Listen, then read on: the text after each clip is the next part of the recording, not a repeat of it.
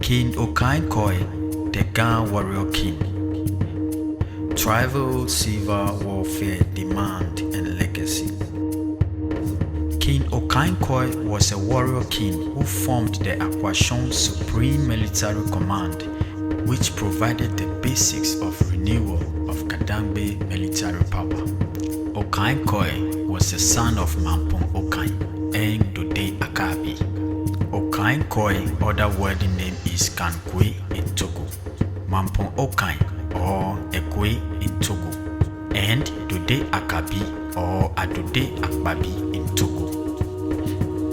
King Okainkoi signed a treaty with Denmark for a permanent trading post, Fort Christiansborg.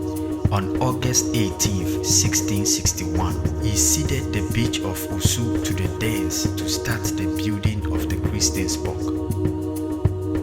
In the heart of Hanse's kingdom of Ga-Dangme, where the whispers of legends are carried on the wind, there ruled a king whose name will be inscribed in history. His reign marked an era of prosperity and strength for his people.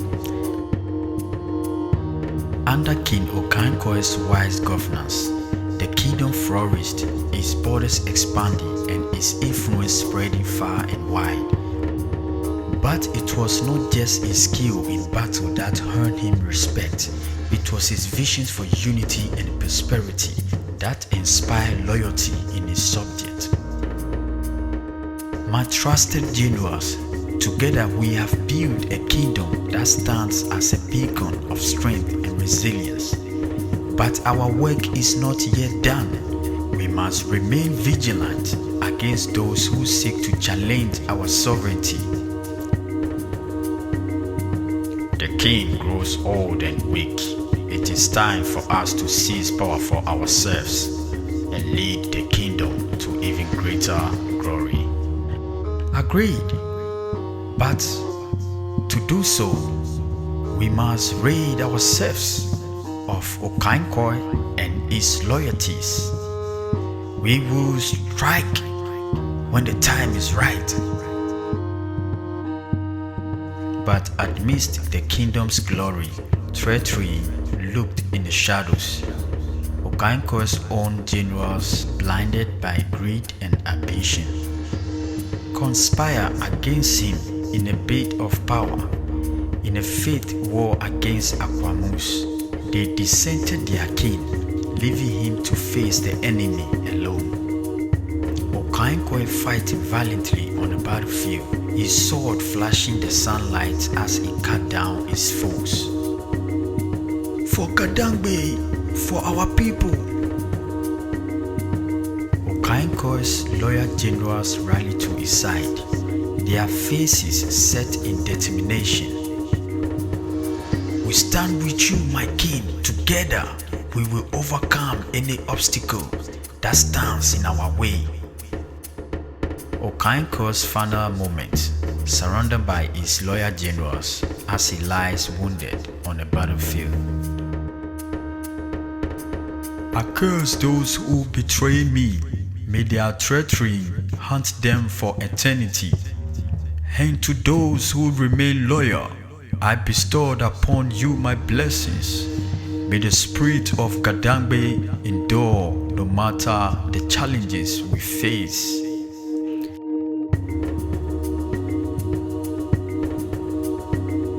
The aftermath of the battle, with King Okainkoi's body being carried away amidst the mournful wails of his people, unfolds with a group of solemn warriors, their faces etched with grief, carrying the lifeless body of their fallen king.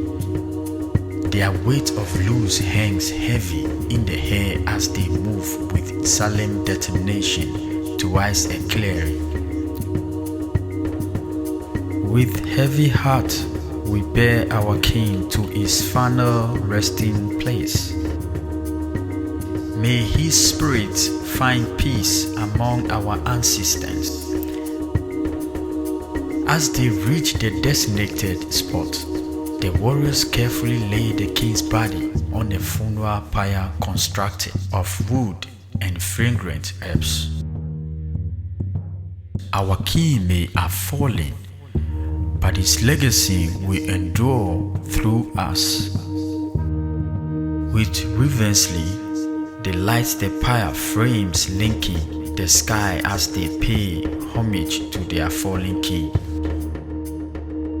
Farewell, mighty king, your bravery will be remembered for generations to come.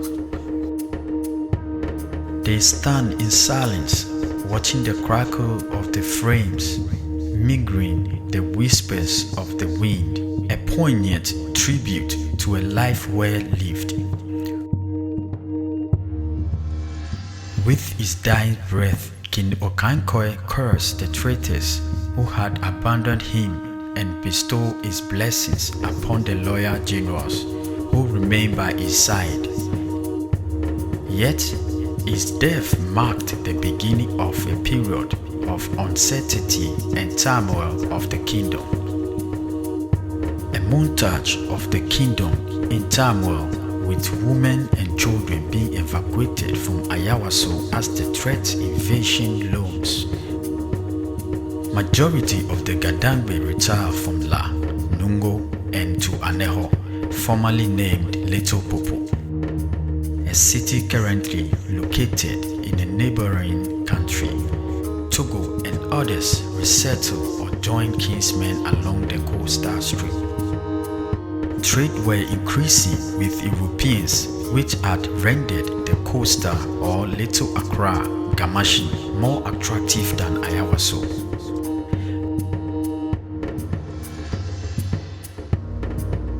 Prince Ashangmong, avenger of the fallen. A dense forest shrouded in mist, with shafts of sunlight filtering through the canopy. The sound of bird song and the rustling leaves filled the air.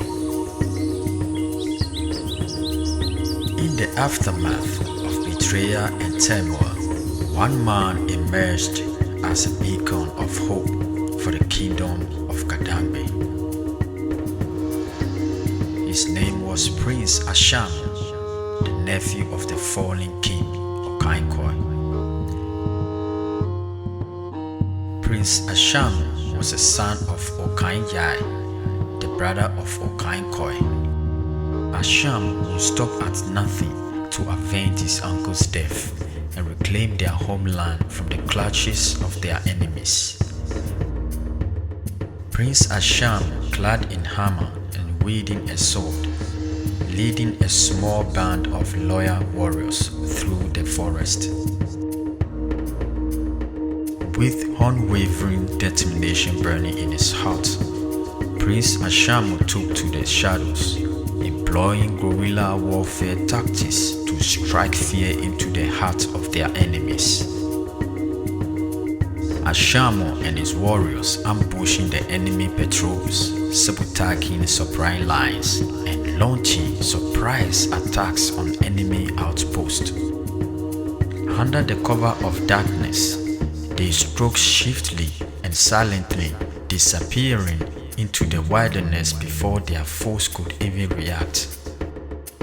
Each blow dealt a crippling blow to the enemy's morale and strength, as Ashangmong and his warriors proved that even the mightiest army could be brought to its knees through the power of guerrilla tactics.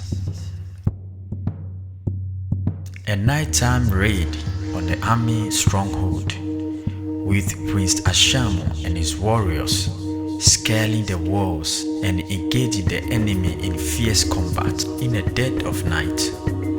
They launched doing the raids on enemy strongholds, striking fear into the hearts of their adversaries and leaving destruction in their wake. With every victory, Prince Ashangmong's legend grew, and the people whispering his name with reverence and awe. Prince Ashangmong rallied the people of Ga-Dangme to their cause. His word inspired hope and courage in the face of adversity. But Prince Ashangmong knew that true victory could not be achieved through force alone. He sought to unite the scattered tribes and clans of Ga-Dangme, forging alliances and rallying the people to their cause. Prince Ashangmong standing before a gathering of Ga-Dangme leaders, his voice ringing out with passion and determination. Brothers and sisters of Ga-Dangme, the time has come for us to rise up against our oppressors. Together, we shall reclaim what's rightful ours and restore honor to our fallen king. The united force of Ga-Dangme marching to war, banners flying high and swords gleaming in the sunlight. And so, united in purpose and resolve, the people of Ga-Dangme marched to war, led by the fearless Prince Ashangmong. Prince Ashangmong and his warriors valiantly pushed the Akwamus back to Fanti's territory, reclaiming their land with a resound victory as the Akwamus were defeated.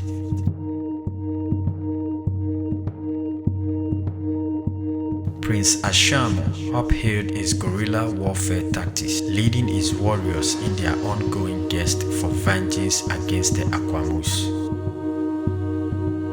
Warriors of our land, today we reclaim what is rightfully ours. Forward!